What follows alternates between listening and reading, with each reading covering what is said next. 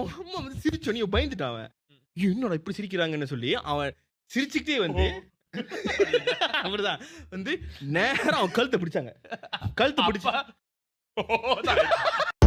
Audio தெருவா இருக்குன்னு கேள்விப்பட்டிருப்பேன். அங்க சார் ஒருத்தர் சொல்லியிருக்காரு, ஆடியோ புட்டாமா மாதிரி இருக்கான். காக்கணும்டா தமிழ். தமிழ காக்கணும். தமிழ காக்கணும், பி வந்தா முக்கணும்னு.